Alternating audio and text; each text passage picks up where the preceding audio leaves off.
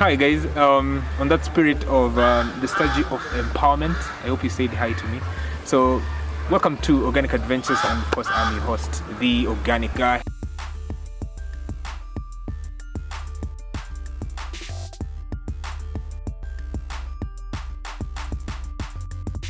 This time around we are at the SACTEP Kenya offices.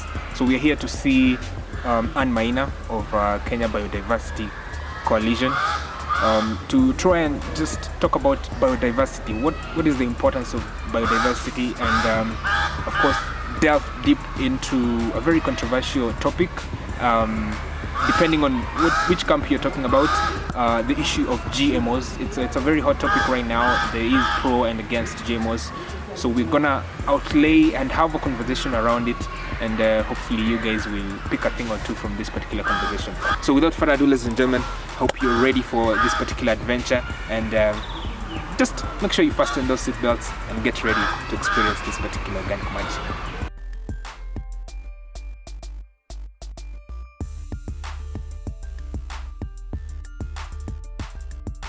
Alright, guys, welcome back to Organic Adventures, and as I promised you guys, we are one-on-one with Maina, who is the coordinator for Kenya Biodiversity Network. So it's a pleasure having you, and thank you very much for creating time for us. Thank you. So before we even go further, I think it's fair you have an introduction of what you do and what you're all about. Thank you, Brian. I'm happy to be on the program. Pleasure. My name, as you've heard, is Maina, and I'm the national coordinator of the Kenya Biodiversity Coalition, Yes. which is a coalition of over 60 member organizations all over Kenya. Okay. We have membership broadly from faith-based organizations, consumer-based organizations, NGOs, CBOs, and even animal welfare networks, all of them committed to issues related to biodiversity conservation and promotion of organic, or what we call agroecology. Yes. We have been in existence from as far back as 2007, working on these issues, campaigning on biodiversity conservation, Yes. Protection of our natural resources. Yeah. And in the recent past, not really recent, but we've also been quite key and loud on issues of biotechnology, and especially modern technology, Yes. modern biotechnology, Yeah. which includes genetically modified organisms. As an organization, our stand is clear. We say no to GMO, Yeah. because we have key issues related to the socioeconomic concerns, Yeah. farmers' rights, access to seed. Okay. Because for us, our biggest concern is who will control the seed market. Because if you look at genetically modified organisms, they are not products that naturally occur in nature. Yes. Yes. Naturally, you find male and female come together and procure. Yeah. But with the GMO, that happens in the laboratory. Yeah. And it's reached a point where the kind of laboratory process, be using the gun to do the genetic modification, Yes. the splitting the genes, is not very Precise. it's not very precise. Yes. And there are key challenges that have come up, because some of the scientists have raised concerns about a lot of the genetic disorders that have come up in the recent past, being because it can never be really precise. Yeah. And right now we are going to where scientists are going a level higher, Yeah. to what they're calling gene editing, synthetic biology, Yes. which is not even defined under modern biotechnology, Yes. GMOs. Yeah. It is not even included in the definition, even in Kenya, even with the Convention on Biological Diversity. Yeah. And so there's a move towards trying to bring this on board, because they're even more complicated. Yeah. If you look over 20 years, Yeah. maybe 25 years, countries like the US have been told that have been growing GMOs and no one has died. Yes. But you find genetic modification there is mostly on maize, Yeah. which they call corn, maybe on Soya. cotton, on soya.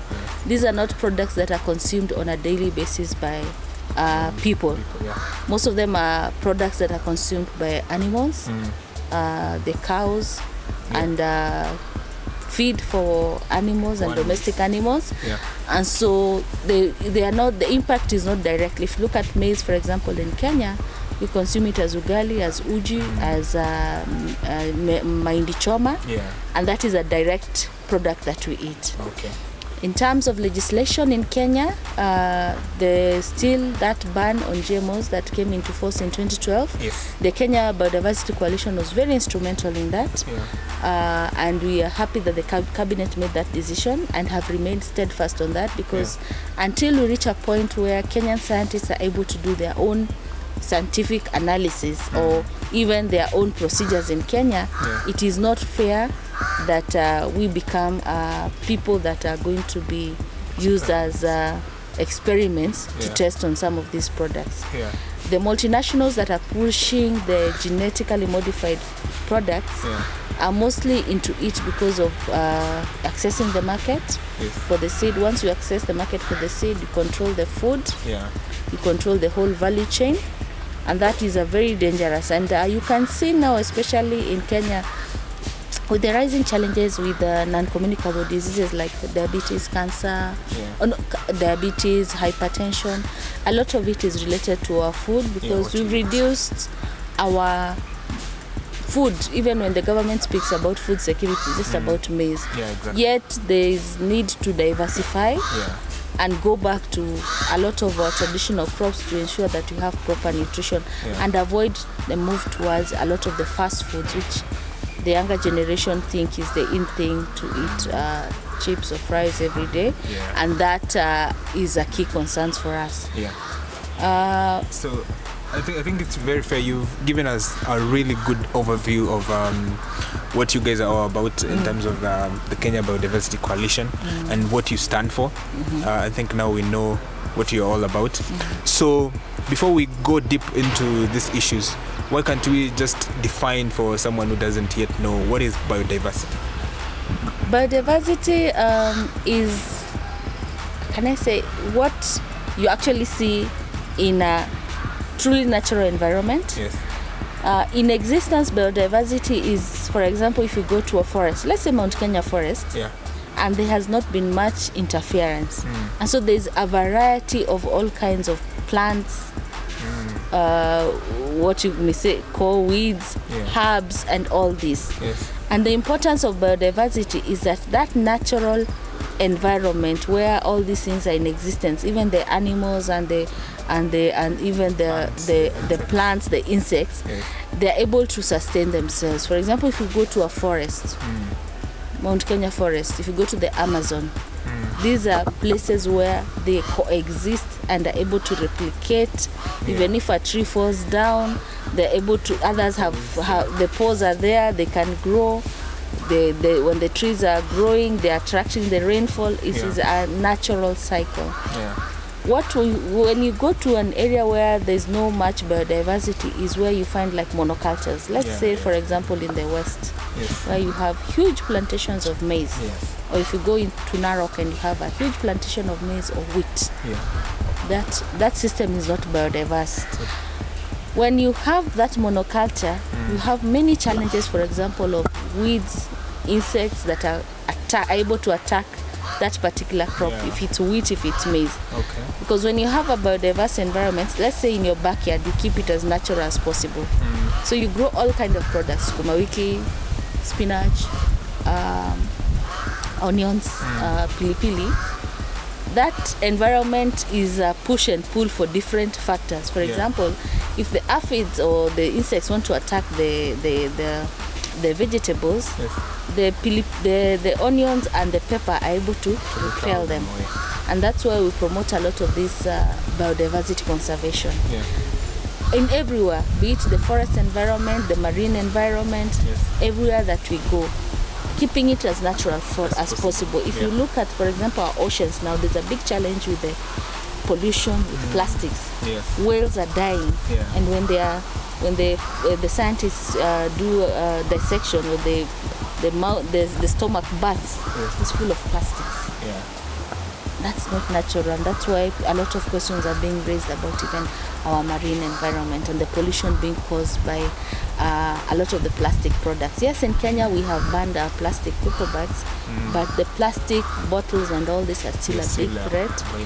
And it's important that we move towards more ways to conserve and sustain our environment. Yeah. So it's very important you've mentioned about now biodiversity, because the other day we also saw FAO, they released a report on biodiversity, the situation of biodiversity in the world, and it was very important to note that there is over 6,000 different kind of species that we can consume, but currently we are utilizing well under 200 species of them that we are consuming. So we are way under in terms of the diversity of food that we are consuming as humans. So going with that report, and they're saying that we are putting much pressure, a lot of the biodiversity is under threat. So why is it important that we should really be keen on conserving biodiversity? Because at the end of the day, the diverse environment that we live in, they all contribute to our well-being, be it even looking, for example, for medicine. You find that a lot of the manufacturing companies that are manufacturing medicine are able to extract the products from various species all over the world. If you look, for example, the Prunus africana, the tree, the scientists have not been able to extract the active ingredient in it. And when you speak to a lot of the people who have experience, they say that Prunus africana is a good herb. The bark, when you boil it, and the roots is good in terms of protecting men, especially against prostate cancer. The interesting bit, the scientists have not been able to extract it and put in a tablet. So a lot of it is you boil the bark or the roots, then you drink. Even when you go to a lot of the traditional communities, like if you visit men who are the so-called council of elders, and they see Prunus africana, many will know this is good for us. And when they do the soup, they boil the soup after, when they're doing ceremonies, they put a bark or the leaves of Prunus africana, and it's good. So you can imagine, a lot of this, over 6,000 species, we could have a cure for cancer there. Definitely. So we need to conserve them and protect them. For example, even in Kenya, some years back there was a scandal about an enzyme that was collected from Lake Bogoria. And this active enzyme, the active ingredient, is what is used to manufacture stonewash jeans. And the company that was able to, let me say, pirate or biopiracy, picked that, went with it to Europe, and have been producing stonewash jeans. The communities have never benefited from that. And if you look at the Kenyan population now, we have a big number of people who are doing science, and they can do that. So we also call on the government to actively support science and research. We are not anti-science, anti-research, but we want local researchers to be supported. Because imagine if a Kenyan scientist had discovered that and we could produce the stonewash jeans as Kenya. Wouldn't be able to earn so much money. Of course, that company is big, the budget is like several times Kenyan's budget in a year.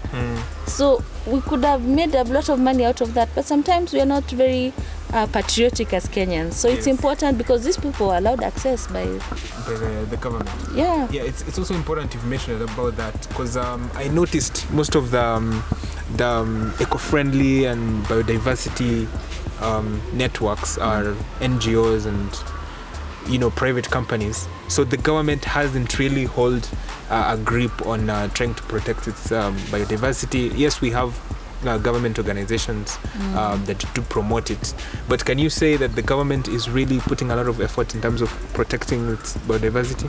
Yeah, I think they are trying now. I know for a fact now we're in the process of developing a national biodiversity strategy. It's still in draft form. I think this year it should be ready. That's a big step forward. There was another one before, but not much had been done. But I see now, even with a lot of the bureaucrats within the government agencies, there's a lot of move towards protecting our diversity. Of course, we must appreciate the work that the civil society are doing, the NGOs, because we've worked very well together. Even in as KBioC, we have contributed to that national biodiversity strategy that is being developed. And so the move towards is good, but we need much more effort. More can be done. Yes. So one thing that suddenly is not contributing to biodiversity is GMO. So when we talk about it, before we even go deep into GMO, I guess there's someone out there who doesn't know what is GMO. So can you sort of give them a light on what is GMO stands for genetically modified organism. Yes. In Kiswahili, in Tanzania, they call it viinitete. Oh, say that again. Viinitete. Viinitete. Yes. Right. So genetically modified organisms are products of what we call modern biotechnology. Yes. And don't confuse biotechnology and modern biotechnology. Biotechnology is broad. Okay. The people who do brewing of local brews, they use biotechnology. The development of insulin that's used is given to people who are suffering from diabetes is through biotechnology. The process of baking yeasts, using yeast to bake bread, is biotechnology. The controversial bit is what they call modern biotechnology, which is a process that does not take place naturally, because if it is brewing of busa, that is a natural process. You just have to put the active ingredient. If it's baking, it's a natural process. Yeah. But now when you come to modern biotechnology, these are products of the laboratory. Yes. It's not your normal sexual relation that brings a product, or normal crossing of like if it's bees, crossing of genes normal, or if it's bees that move from one maize crop to another to pollinate, that doesn't happen. It's something that's happening a lot in the laboratory, and that brings a lot of controversy because the process is not precise. It has caused some challenges with especially some people say some of the cases where children are born with a little bit of abnormalities may be caused by these genetically modified genes. Yeah. For example, if you look at autism, some scientists have suggested that. If you look at, for example, cerebral palsy, when you look at a child who has cerebral palsy, it's only one gene that goes wrong, only one, and you can imagine the child gets cerebral palsy. And so we are asking, the normal process of tissue culture, for example, to develop a tissue culture banana is very normal and it is right. But this process where you're taking and crossing species barrier, because when you go to the laboratory, you can inject the gene from the tomato or from a fish that lives in the deep seas, in cold seas, to a tomato, so that the tomato can survive in a cold environment. But now we are going, that's food for us, and when you eat the food, it may not kill you today, but 20 years later you will see the effects. It doesn't kill you quick, but 20 years later you see the effect. So a lot of the countries, for example, Zambia, in the time of their late president, Levi Mwanawasa, in 2002, the country was facing hunger. And the president was under pressure to accept GMOs. Until the Western countries were saying, this president is refusing for us to bring in GMOs, and the people are going to die.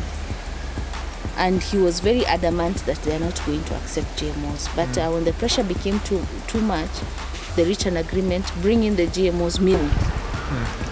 Because when you bring it milled, you as a farmer will not save for the next president. Because when you bring it as grain, many of the farmers will will I eat everything? Where will I get money to buy seed next season? So they eat a bit and leave some and plant, and you cause contamination of the genes. Okay. So that one, I think it's at least now people have an idea of what GMO is. It might be a foreign word to some people, but I think you've put it very clear. And there's some arguments that people have for GMOs. They say that this is technology. People have been doing it. When we cross, hybrid seeds. Hybrid seeds have been, are GMOs because you're taking genes from one plant and transferring to another. No, hybrids are not GMOs. Yes, so that's the point that I want you to differentiate and try to, help people understand what is the difference. When you're talking about hybrids is pure crossbreeding. Yes.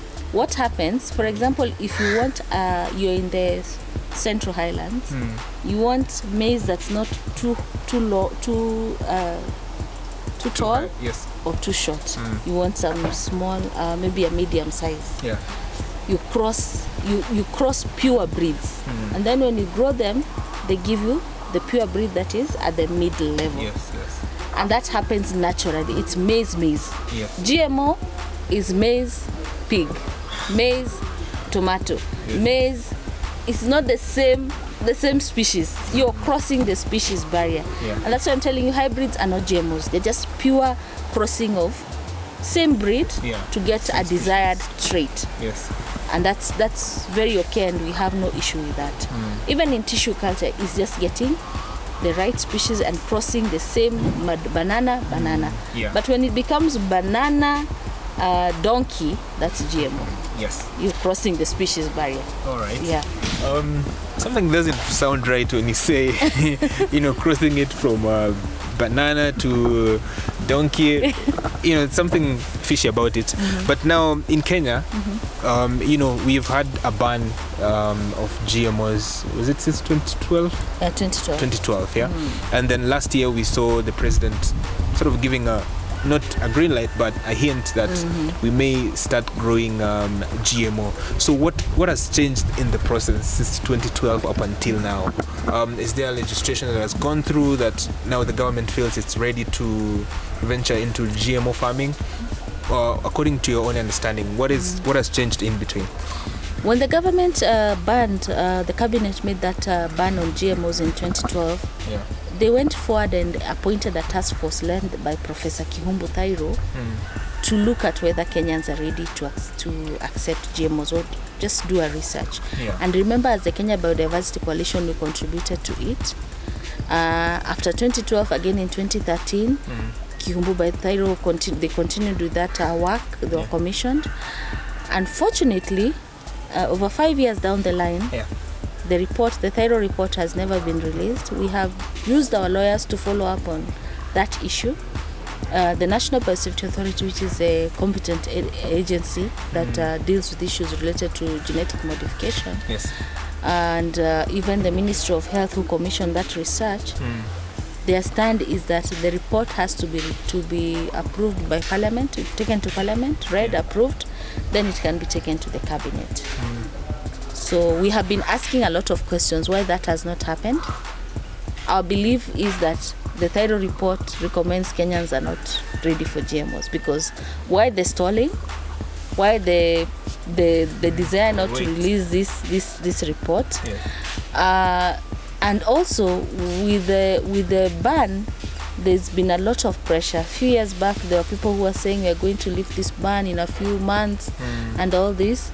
And then there's the big push for BT cotton. Yes. When you speak with people out there, they tell you we have moved away from maize, because maize, you have made it very controversial. We are going to BT cotton because BT cotton is just fabric. That's fabric. But the truth is, BT cotton is only 40% fabric. 60% is cottonseed oil, which you'll use for cooking. Wow. Cottonseed oil. Yeah. It's cottonseed cake that goes into animal feed. It's cotton straw that also goes into animal feed. 60%. Yeah. Only 40% ends up as fabric. And if you look at countries like India, where BT cotton has been grown, there have been even cases of allergies because of the use of BT cotton. Yeah. Burkina Faso started growing BT cotton, and in 2 years they banned it, 2016. Reason being, the variety that they were introduced to, which is the one that is also being pushed in Kenya, was a shorter strand. So Burkina Faso went to be a huge exporter, one of the leading exporter of cotton to Europe and America, and it came to bottom of the group because the strands were shorter. Who wants a short strand? They prefer long strands so that the spinning is very easy. It reached a decision in 2016. The Burkina Faso government said we don't want BT cotton. They banned it. They went back to their conventional varieties. If you look, for example, in Kenya, the reason why the cotton industry went down was not an issue about the variety. It was a conventional variety. It was not variety. Farmers were not getting paid for their cotton. The cooperative sector went down. The Cotton Development Authority was not fulfilling his mandate to the farmers. They would supply the cotton. They would not get paid. Eventually, the farmers abandoned this cotton. It's not worth, because We're not getting money for it. We're not getting value for it. And that's how Kenya went down in the cotton sector. So there's a lot of people misadvising our government and our president, saying that BT cotton is the way to go. Yet, BT cotton, the price of BT cotton will be almost 40 times the cost of the conventional varieties. Wow. I've written an article on this. It will be almost 40 times. The beneficiary is a multinational pushing it. Yes. So it's about control of market, control of resources. Wow. Of course, these multinationals repatriates most of its profit outside. Who is the beneficiary? Will the farmer be able to afford that seed? Not really, I don't Is it really going to contribute to the Big Four agenda? I don't think so. Yeah. In the textile industry, it is not. Yeah. We are better off to start off with the conventional variety. Look at it, because it was not the reason why the textile industry failed in Kenya. Yeah. And so that is our biggest challenge with this push. And I believe our president has a lot of goodwill with us. Yes. But there are people who are pushing this agenda because for them, it is about making money and profit for multinationals. Yeah. For me, you've mentioned two very important points. That the failure of cotton farming in the early 80s, 90s wasn't really due to production. It was due to mismanagement. Yeah, exactly. So the issue of production isn't really the issue. And number two, the high cost of purchasing the seed. So, I've read reports where the multinationals, say we will be giving seeds to the GMO seeds to farmers for free. But how sustainable is that? I'm just picturing a point where they might get and say... It's a way to get you hooked to it. Yes. If you look at a country like Malawi, Malawi introduced what they call the fertilizer support program, similar to something we had in Kenya. The first 1 or 2 years, the company was supplying free to the government, and of course it was reaching the farmers. They got hooked into it. After 2 years, you buy. Malawi, which is a very small country, currently spends about $200 million on the fertilizer support program. Because once you start using it, money. Yes, because they have to support the farmers. Because once you started on it, it's like a drug. Yes. You start off bit by bit, but the next time you're selling your kanzu because you want to get the supply, you are hooked to it. So the farmers are hooked to it. The soils are becoming graded. Each season you have to use more fertilizer. It's unlike the organic or the agroecology way. The agroecology way builds the soil. So as you continue, production goes up.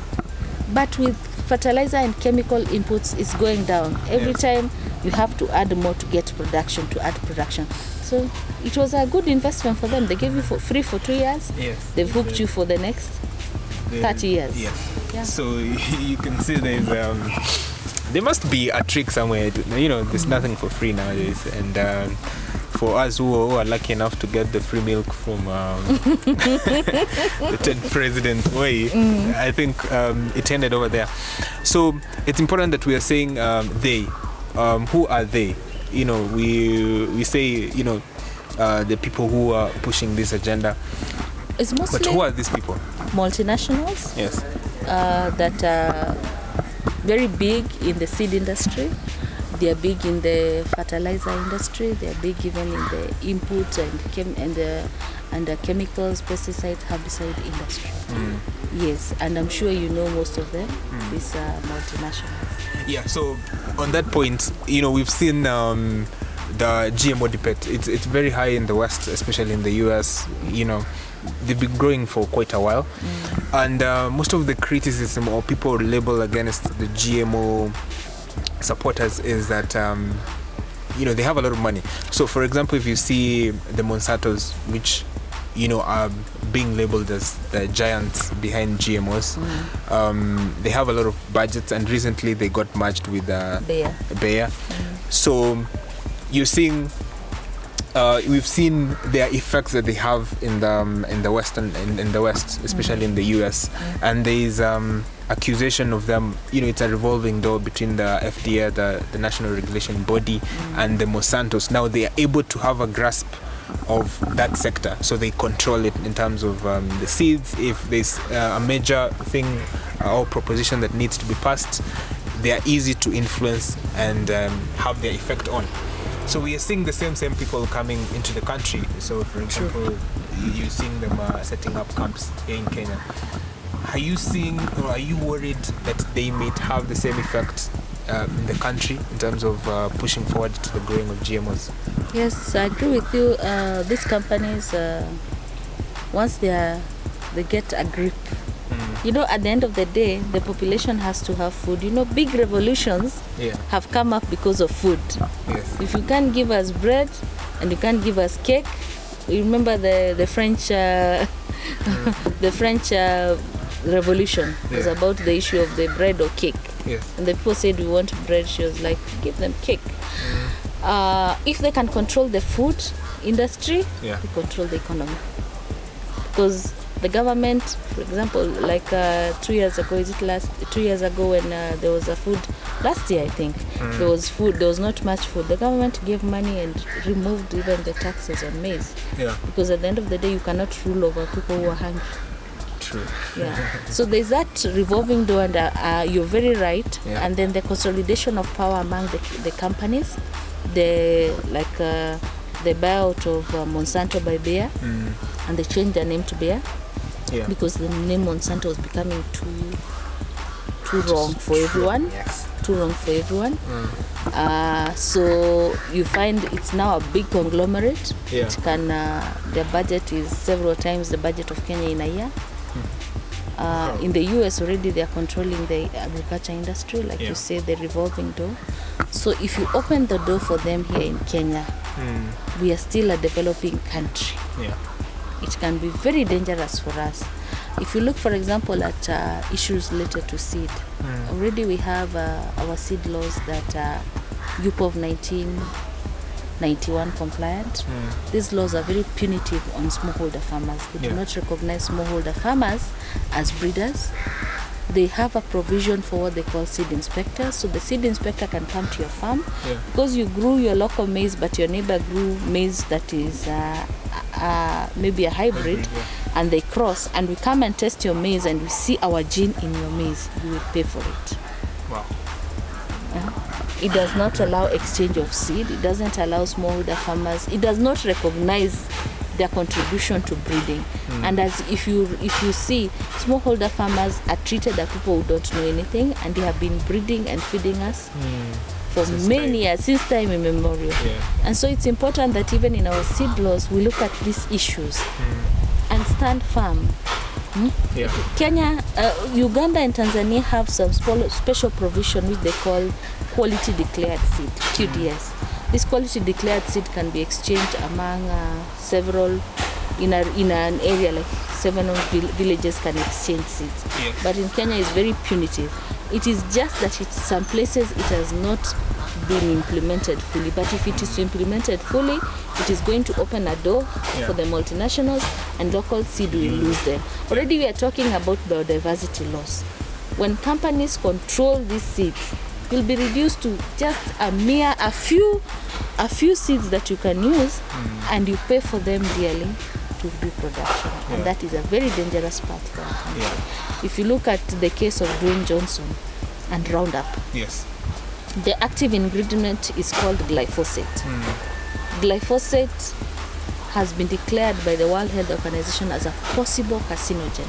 It is widely used in Kenya as Roundup, or because the patent on glyphosate is not there, you'll find it in other names like Weedol, local names, local names that are used. The active ingredients in it. Yes, and you can see the rising cases of cancer in the country because you as a farmer upstream, you're using Roundup, you're using Weedol. It flows down when it rains. It comes to the water bodies. We all drink from that river. So even if you're trying to protect yourself, unless the government is very strict, some of these chemicals that are used in Kenya have been banned in Europe. In Europe, they were used in the days of the World War to make bombs. They have nowhere to take these chemicals.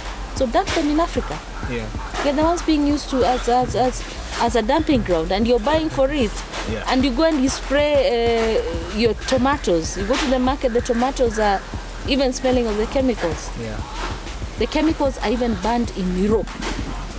because they were being used in the days of the World War to make bombs, and they have nowhere to take these chemicals.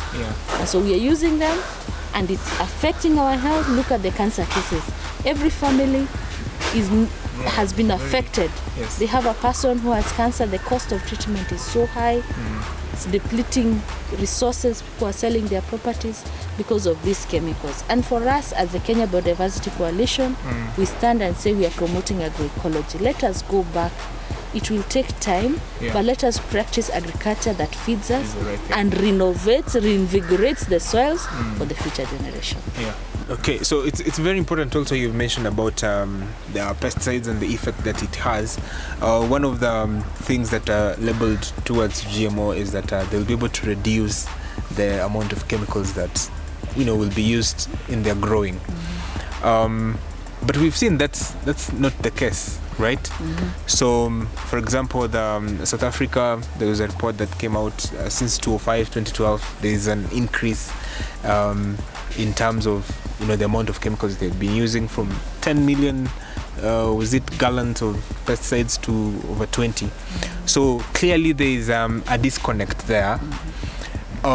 So that's another worry in terms of the effect that we know that are already happening when someone is exposed to these chemicals for a long time.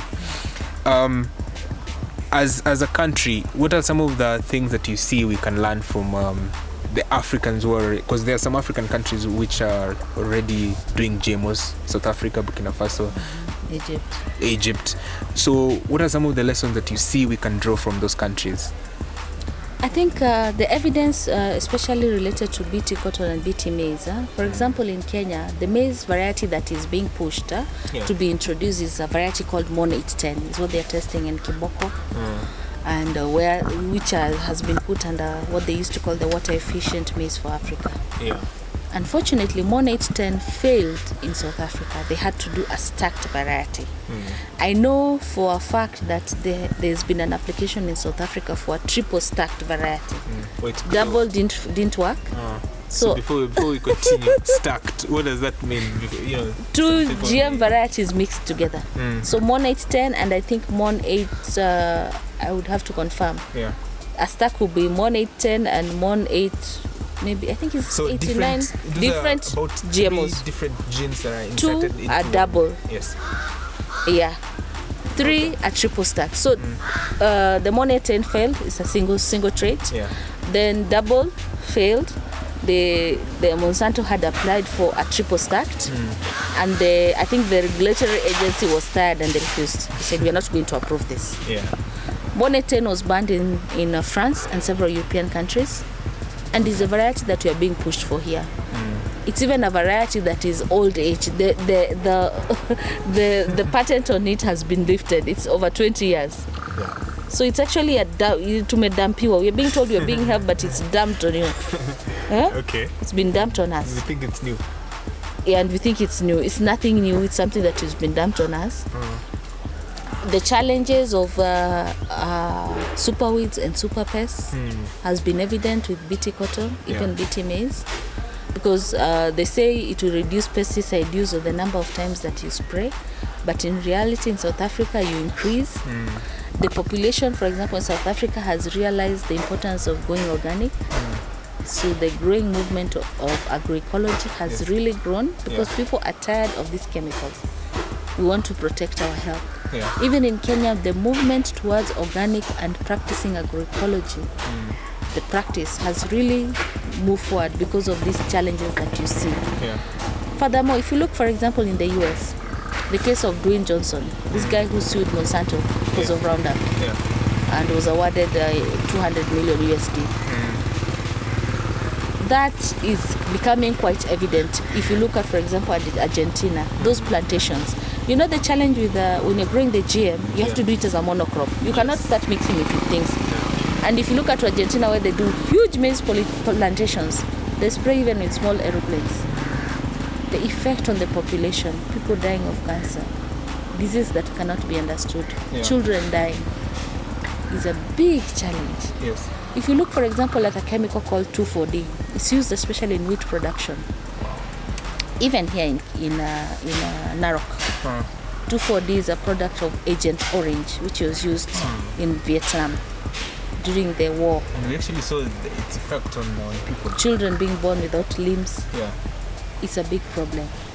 Roundup now is being used as to dry. It's so sad that you find a wheat farm, because the farmer wants everything to dry uniformly. Yeah. You spray Roundup and it dries uniformly. We are all at risk. We are eating chemicals. Wow. And so it's important that as a Kenyan, as a consumer, we stand up for our rights and demand that this country does not accept GMOs. It bans these toxic chemicals and we go back organic. Yes. Promotion by the government of organic and diversification of our food products. Yeah. It's not just about maize. We can eat so many other products. But now, even the government in its policies just talks about maize, which is a sad situation. So, yes, it's very important you've been able to highlight, some of the developments and the things that are happening, especially in the development of GMOs in Kenya and in Africa at large. So what is your advice? What's the way forward that as Kenyans we can be able to take? I think our call to action to move towards promotion of agroecology. Yes. In July this year, we're going to have a big conference on agroecology, the East Africa Agroecology Conference. Already in Kiambu County Government, they have declared that they are going to practice agroecology. We are working with the Ministry of Agriculture there. Wow.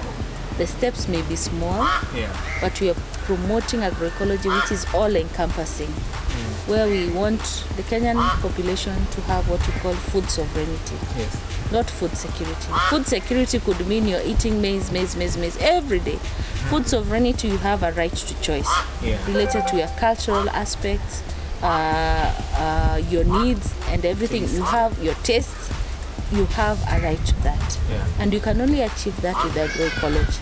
Let us go back to the foundation. You as, for example, a young man, if you have a small plot of land behind your house, are you growing vegetables for your children? Why should you buy every day? How are you promoting urban? Because at the end of the day, the most affected people, especially the urban poor, who have to buy food that is sometimes not very good because of the high residue levels in it. When it's rejected at JKI, the French beans are rejected at JKI, they end up in the local market because Europe is very strict in terms of the things. So everything that's rejected there is returned here, which is very wrong because we are killing ourselves slowly. And for us, we want to call on the practice of agroecology in Kenya for biodiversity conservation. Number two, we urge the government to keep the ban on GMOs on and take it a step further. Declare Kenya a country that's going to promote organic farming and agroecology. GMOs will not take us anywhere. Even for growing, if you want to revive the cotton industry, we are better off moving with the conventional varieties. Because once we go the GMO way, we are going to affect our farmer livelihoods, our socioeconomics, and even our health, because these foods are not fit for human consumption. They are not proved that they will not cause damage to our systems. And urging the government, these chemicals that are brought into Kenya, some which are banned even in Europe, can we have them banned in Kenya? We don't need those chemicals. We are being used as a dumping ground for chemicals that are in stores and people have nowhere to take them. So we as the Kenya Biodiversity Coalition remain steadfast in our call for the government of Kenya to release the Thyro report, so that we all know what Professor Kihumu Thyro and his team, the decisions they made or the recommendations they made, and we believe that Kenya will remain GMO free. Wow, awesome. So thank you very much for having us, and thank you very much for your time. Any programs you may want people to to hear about what Kenya Biodiversity is doing? We have a lot of things we're doing even at the county level, but to remind you that in July, the East Africa Agroecology Conference will be taking place at the Safari Park Hotel. We'll be talking agroecology, reduce pesticide use, reduce the chemical use, and we call on everyone to plan to attend. It's if you visit the BioVision website and the Pelham Kenya website, you'll find all the information. All right. Thank you. Thank you once again for Asante having sana. us, and it's a pleasure. And it's a conversation that clearly a lot of people are going to get a lot of insights to information that they wouldn't obviously get on the service level. And thank you for your time and for delving deep. Thank you, and karibu tena. Many more times we talk and speak more on these issues. Asante.